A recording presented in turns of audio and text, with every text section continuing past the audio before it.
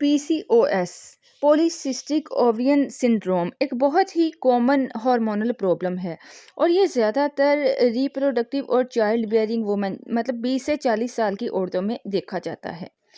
ये पाकिस्तान में हर 5 में से एक लेडी में देखा जाता है और आज की इस वीडियो में मैं बताऊंगी कि पीसीओएस के अलामात क्या हैं, इसकी वजूहात क्या है, इसको डायग्नोस कैसे कर सकते हैं और फिर इसका इलाज कैसे कर सकते हैं।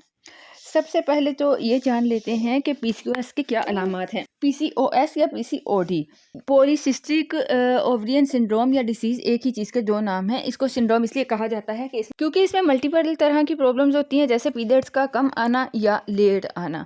अगर किसी भी लेडी को एक साल में 8 से कम पीरियड्स आते हैं तो उसको पीसीओडी का एक सिम्टम्स कहा जाता है। ठीक है, इसके अलावा किसी किसी लेडी को हैवी पीरियड्स आते हैं, क्योंकि अगर बहुत दिन के बाद पीरियड्स आते हैं तो थिक लाइनिंग जो यूट्रस की जब होती है तो उससे हैवी हो जाते हैं पीरियड्स। इसके अलावा इसमें वज़न गेन इजीली हो जाता है और वज़न कम करना ही मुश्किल हो जाता है और ज़्यादातर कमर के इर्द गिर्द ये मोटापा देखा जाता है। इसके अलावा अगली अलामत है एक्सेसिव हेयर ग्रोथ, जो आपके चेहरे पे, चेस्ट पे, बैक पे हो सकती है, थाइस पे हो सकती है। इसके अलावा सर से, स्काल्प से जो है हेयर लॉस की प्रॉब्लम हो जाती है। कुछ लोगों को ऑयली स्किन की प्रॉब्लम हो जाती है, जिसकी वजह से चेहरे पे, जिस्म पे एक्ने हो जाती है। एक और बहुत आम इसकी अलामत है कि प्रेग्नेंट होने में प्रॉब्लम होती है, क्योंकि हार्मोनल डिस्टर्बेंस की वजह से एग जो फॉर्मेशन है वो टाइम पे नहीं होती और पीरियड्स भी लेट आते हैं और फिर प्रेगनेंसी में भी प्रॉब्लम होती है, कंसीव करने में मसला होता है। अब बात करते हैं कि पीसीओएस होता क्यों है। पहली वजह है हार्मोनल इम्बैलेंस।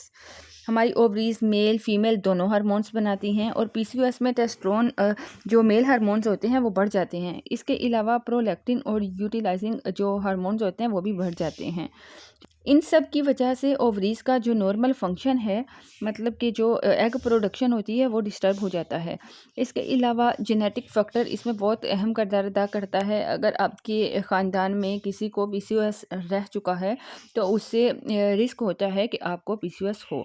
इसके अलावा है इंसुलिन रेजिस्टेंस। हमारे जिस्म में एक हार्मोन होता है इंसुलिन, जो शुगर को डाइजेस्ट करता है। पीसीओएस में इस हार्मोन की क्वालिटी ख़राब होने लगती है और आपको उस शुगर को डाइजेस्ट करने के लिए ज़्यादा इंसुलिन की ज़रूरत पड़ जाती है, जिसकी वजह से इंसुलिन लेवल बढ़ जाता है और ये वेट गेन का भी सबब बनता है। अब कैसे डायग्नोस करें पीसीओएस को? अगर आपको पीसीओएस की कोई प्रॉब्लम रहती है तो आपको अपने डॉक्टर के पास जाना चाहिए और आपका जो डॉक्टर है वो आपसे हिस्ट्री लेता है, आपसे सिम्टम्स के मतलब पूछता है, आपके साइकिल्स के मतलब, स्किन चेंजेस के मतलब और हेयर चेंजेस के मतलब, वेट गेन के मतलब और फैमिली हिस्ट्री के मतलब। उसके अकॉर्डिंग कुछ टेस्ट दिए जाते हैं जो खाली पेट करने होते हैं और ये ब्लड टेस्ट होते हैं जो पीरियड्स के सेकंड डे होते हैं।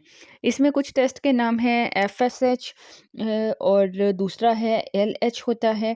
ठीक है, तीसरा होता है लिपिड प्रोफाइल और जो चौथा टेस्ट है वो है ग्लूकोज टॉलरेंस, जो इंसुलिन रेजिस्टेंस को बताता है। इसके अलावा थायराइड भी चेक की जाती है। तो इसके अकॉर्डिंग मुख्तलिफ किस्म के टेस्ट होते हैं जिनसे डायग्नोस किया जा सकता है।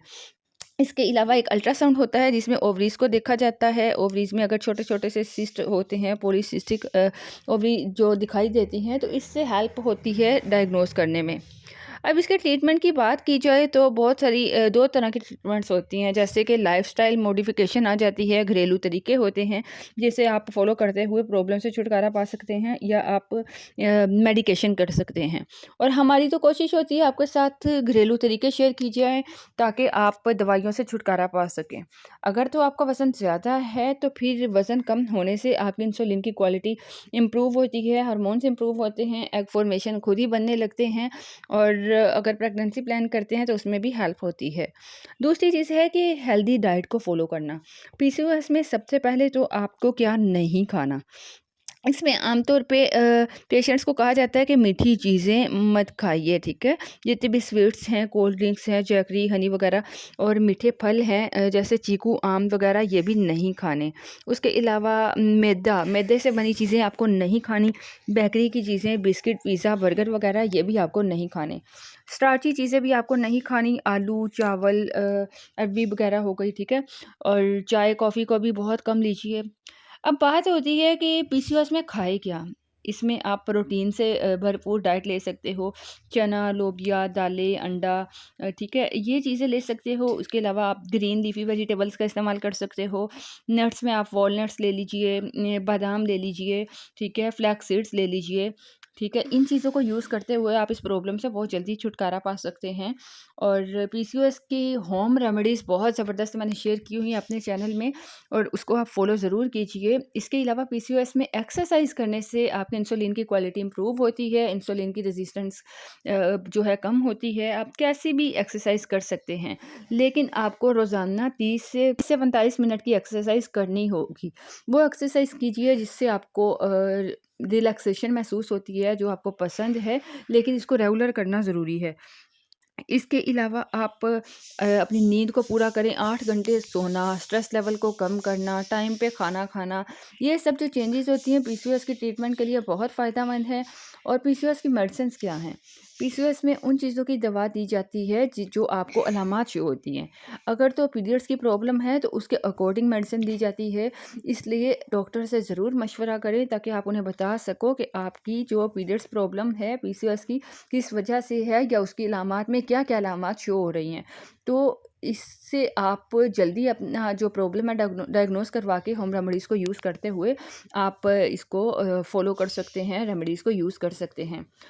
हमारे चैनल में हमारे चैनल में मेथी दाना और कुलवंजी की बहुत ज़बरदस्त रेमेडी शेयर है। आप उसको फ़ॉलो करेंगे तो इंशाअल्लाह आप देखिएगा कि आपका जो पीसीओएस की प्रॉब्लम है बहुत जल्द ठीक हो जाएगी, वो भी बगैर दवाइयों के। और आप हैरान होंगे कि आपको कितना अच्छा रिज़ल्ट मिलता है।